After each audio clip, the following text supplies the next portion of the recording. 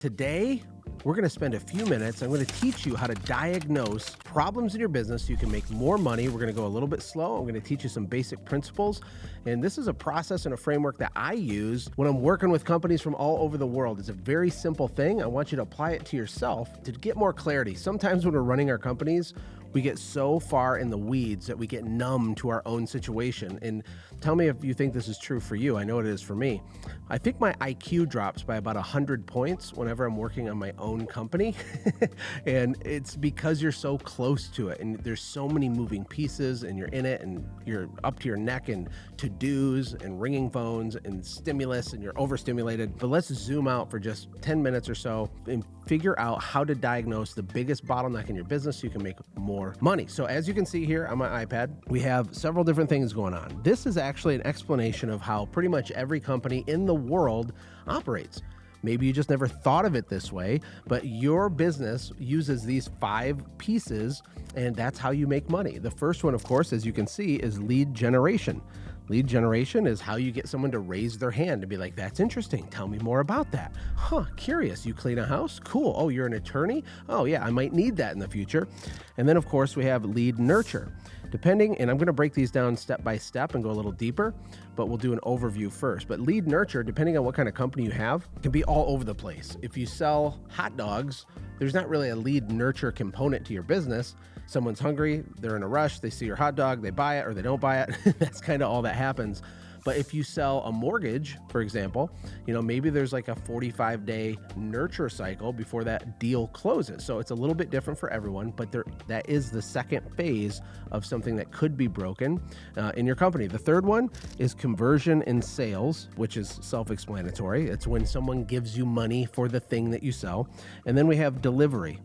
And then last but not least, we have resell, upsell, cross-sell, and ascend. And these are 3 different things or 4 different things. I'm going to explain it, break it down to you so you can make more money. It's going to be awesome. Now, let me just start out by saying that most small companies, if you're doing less than a couple million or less than $1 million, definitely, you're probably pretty good at these 2 pieces.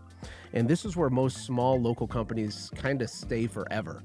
They get stuck because they're bad at the other 3. They're good at these 2. They know how to sell their stuff, and they certainly know how to deliver on their stuff. Let me ask you, are you technically competent at whatever it is that you sell? The answer is probably yes. If you dig ditches, are you the best ditch digger there is? If you build retaining walls, are you really nerdy about the right bolts and the refractor inverted plate valve that goes in the retaining wall? I bet you are. I bet you know all about these nuances. That's delivery. That's the thing that's for sale, the service that you provide.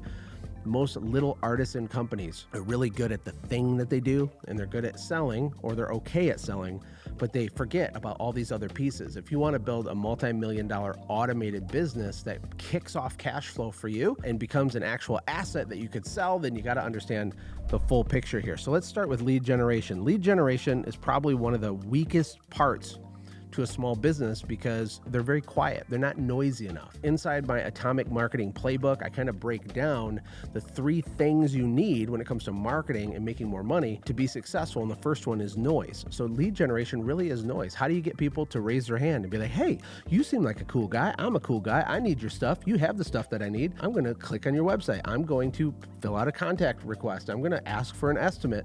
That's your lead generation.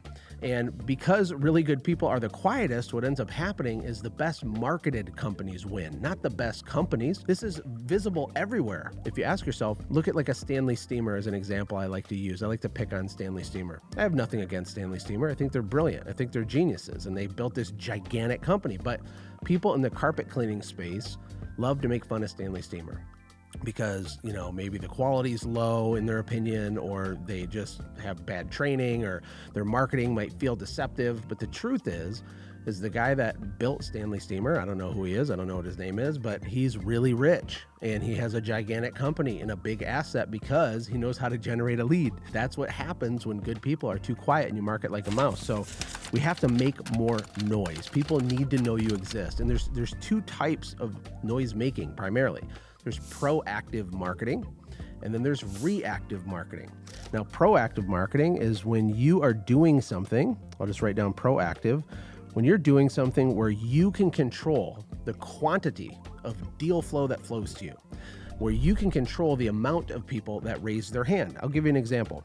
If you were passing out door hangers, just walking through neighborhoods and passing out door hangers, and let's say that for every 100 door hangers you passed out, you got 2 phone calls, okay, which would be really, really good. If that happened, you now have a scalable, proactive marketing or lead generation system because you have the math on it. It's relatively predictable. If you wanted to get 200 people, instead of doing 100 flyers, we do 100 more than that, right? So we do like 1,000 flyer. And that is proactive because if I need to get 36 brand new shiny customers, I know how many door hangers to do to get it. The other type of noise is reactive marketing. Reactive is still good, but it's not the same thing as proactive. Reactive is something like Google, for example, Google Ads, Google Organic Search. These are all really awesome. Your website should be optimized for this stuff, but you can't control the quantity of the deal flow that comes to you. Does that make sense? You picking up what I'm throwing down? And what I mean is if there's 17 people per month in your town that type in carpet cleaners in my town, USA, if there's 17 people searching that, I can't make that 34 people searching that. I can't make it 77 people searching that. I can't make it be more. That's why we call it reactive. I certainly want you to get all those deals. That's awesome. But the way to scale really big is to build a lever, a proactive marketing system, a lever. And that's what lead generation is all about. And it's a deep topic. And maybe in some of these other videos, for sure, I'm going to go deeper on marketing, how to be noisy, how to create the right bait, how to fish in the right pond, how to use hooks and trend jacking and all kinds of things. There's so much epicness I want to share with you on this channel. But ask yourself on a scale of 1 to 10, how proficient are you at generating a lead in general? And then of course, number 2, if we scroll down a little bit, is lead nurture. Now, if you have a service company, there's probably a nurture process to some extent. Or if you get 10 people that are initially interested in your stuff, maybe you sell 5 of them, but then we don't follow up and nurture the other 5. And if your business is doing $500,000 a year and you just build an airtight, robust follow-up nurture system, you might be able to double your business just through that. In some cases, that would be the case. It's worth hundreds of thousands of dollars at least without even spending more money. It's just using your brain and your creativity through text messages and emails and phone calls and letters and having a system to nurture, build a relationship with people. And maybe it takes 7 steps as my example here. Maybe you have your initial inquiry, but then there's all these other touch points. Do you have something like this for your business? If you don't, you're just losing money for no reason. You know, I always tell people you make a lot more money with your brain than you ever will with your back. This is brain money. Having a lead nurture system is brain money. It's boring to build it. It's not particularly sexy, but when it's installed and it's autopiloted and automated, it's going to just make more money for you over time. Like, how valuable over the next 3 to 5 years could this be for you? If some of you, it's a 7-figure system that might be missing from your company. Or you have a nurture sequence, but it's boring. No one opens your emails. They don't engage. They don't reply back because you don't understand the asymmetrical strategy you need to make it feel human and all these things. But ask yourself on a scale of 1 to 10, how proficient are you at nurture? You're kind of like not in business in the first place if you can't sell. So I know all of you watching that have a company, you can sell at least a little bit. The problem is you don't sell enough. You don't sell for high enough prices. You don't have high enough ticket things for sale. And maybe your close rate's bad. Maybe you don't know how to overcome objections. Maybe you get a little gun shy when you feel like you have to really ask for the business and close the sale. And maybe that's hurting you. It probably is. If you look at the biggest companies, the Stanley Steamers and all these big companies in any industry, if you go back in time to the founder when they first started, almost always you'll discover that the founder was exceptional and extraordinary at the skill, the learnable skill of selling. They are salesmen. They are showmen, right? So ask yourself, what can be done to increase your average ticket, to sell a higher rate of your stuff at higher prices than previously done before? Like, what would that look like for you? Is there room for improvement? I'm sure that there is, because all of us have room for improvement, but ask yourself, what's my process like? Is there any actual choreography in the way that I go get this money right here? Is there any choreography at all? The way my truck looks when I pull up to do the estimate is a thing. It's a factor. It's a small piece of a greater whole. The way that you engage with the customer, the way you build trust, the way that you show before and after pictures, the way that you anchor them to a higher price and then discount it down to the right now deal of a lifetime. This is choreography. It takes creativity. It's a mixture of art and a mixture of science. It's both of the things mixed together. But there's one skill you want to get really good at so you'll never go hungry the rest of your life. It's this one. And most small companies can do it at a basic acceptable level, and that's it. We got to go deeper on it. So ask yourself on a scale of 1 to 10, how bad to the bone ninja are you at selling your stuff? And not just selling it for rock bottom, you're in poverty prices, but selling it and pushing the boundaries on what's possible. And do you have the kahunas and the grapes required to ask for higher tickets, to create a new package that's even more expensive? Anyway, rate yourself on that. And then of course we have delivery. Most small business owners don't have too big of an issue with this. This is when you deliver the stuff that the people bought. If you're a restaurant, it's when the food gets plated and brought to the table. That's the delivery of what was sold, right? So in your case, how do you do the delivery part? Do you exceed expectations and wow and delight your customers? Is there little things you could do, bonuses you could throw in that make the customer feel special so then your referrals and your repeat business goes up, the amount of reviews you get goes up? You want to look at all this stuff almost as if you're a choir director. And so these 5 pieces, which I'll scroll back to the top here, these 5 pieces are like people in your choir that can sing with different, I don't know, what's it called, alto, baritone, and we want it to all work in harmony so that you can extract maximum money, because at the end of the day, the reason you're in business is to make a profit. Some people don't like it when I say that, but that's the definition of the purpose of a business. If you're running a public company, you have a fiduciary responsibility to make a profit for your shareholders. When you run a small business, you have a fiduciary responsibility to your family to make a profit. Profit's not bad, it's good. My friend Mike Dahlke calls dollars certificates of good deeds, because the more profit you make, it's more evidence of the positive impact you've had on the world. But this is how you make all the money, is understanding these 5 pieces. So let's go back down to delivery, okay? Maybe you clean windows, or you clean carpet, or you're an attorney. When you're delivering the thing, rate yourself on a scale of 1 to 10 at how extraordinary you are at the delivery. Because it's not just giving what you promised, it's also setting the table for what happens next, which is the resells, the upsells, the cross-sells, the referrals, the reviews, the social proof, the momentum to get people talking about you, right? Everything gets easier if you wow and delight people during your delivery. And then last but certainly not least is a resell, upsell, cross-sell. There's a lot of companies that if I were to purchase them, I could double their revenue in short order only by understanding a couple of the principles we just talked about and using a telephone. You know, when you're marketing like a mouse and you don't talk to your customers ever, except when you're trying to get money from them, that sets us kind of a bad taste in their mouth. But a lot of y'all have customers you don't even try to resell your stuff to, or you don't push hard enough. Now, you don't want to be this annoying pest, but you need to push a lot harder than you already are in almost all cases. Let's discuss the difference between a resell, an upsell, and a cross-sell, and then we'll talk about ascension. There we go. So here's the deal. Reselling, it's when you sell them the same thing they already bought before.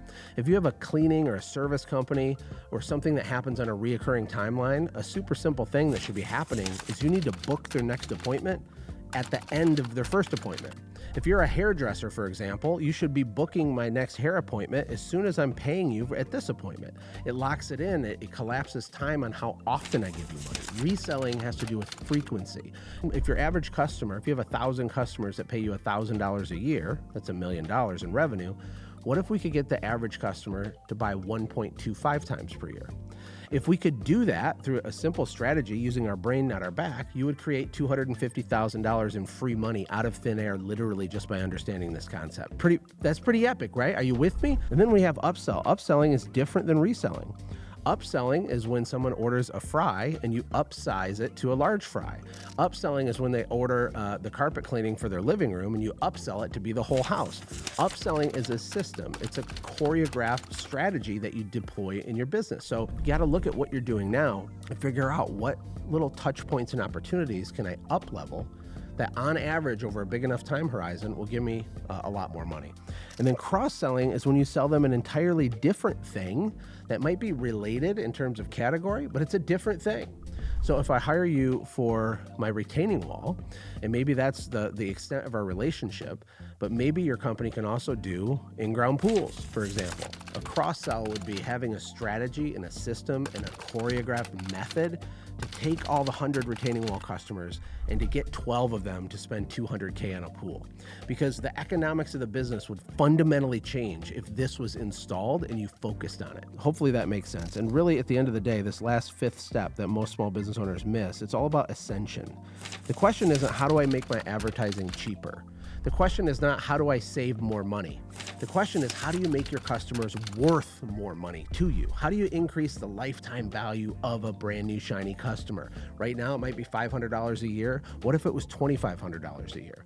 You see, when you think like this, you start asking different questions. Most small companies are trying to cut their way to success, and that's a recipe for disaster. Think about this. If you're an employee for a big mega corporation and you go into your office on Monday and they start charging the employees 10 cents to use a coffee cup, do you think that's a good sign that the company's doing okay? You think that's a good sign, or is that bad? It's bad. It's really bad. We don't want to do that. Being prudent is reasonable. There's wisdom in being careful with your money and not buying things you don't need. Fair enough. But you don't cut your way to scaling a business. You don't. In fact, Dan Kennedy says whoever can spend the most to acquire a customer wins. I should say that again for the people in the back. Whoever can spend the most to acquire a customer wins. If we're competing head to head and we're both the retaining wall company, and I also can upsell $200,000 pools and you can't, I have a massive advantage to you, right? Because you might be able to spend $1,000 on marketing to get a $10,000 retaining wall client. I might be able to spend $5,000 on marketing to get the same client as you, which means my ads are everywhere. The quality of the videos I make is better and up-leveled, right? Because I understand ascension. In the internet marketing world, they call it a value ladder. And the question becomes, what does your system look like? What does your value ladder look like? If this is the big money at the top of the ladder down here, and this is your foot in the door offer down here where you start your relationship, what systems, processes, and strategies do you have in place to ascend people, to make them worth more money so you can make more profit, so you can take your kids to Disneyland in an airplane? Okay, that's an inside joke for people that know. But let's recap. Number 1, lead generation. Number 2, lead nurture. Number 3, conversion or sales. And then you have delivery, and then you have resell, upsell, cross-sell, and ascend. I hope this is helpful to you, and hopefully this makes sense. If it does, if it's helpful and valuable to you, please like, subscribe, hit the bell on the video. But what is important is that I get feedback from you on where you're stuck, what you're thinking about, where you have questions, because it helps me generate ideas on what to teach and help. Look, I've built and sold 4 companies in 3 different industries. I have a lot of experience in this. I've helped over 100 people become millionaires with local businesses by following principles like this. So if it's valuable to you, share it with a friend, give it a like, and I'll see you in the next video.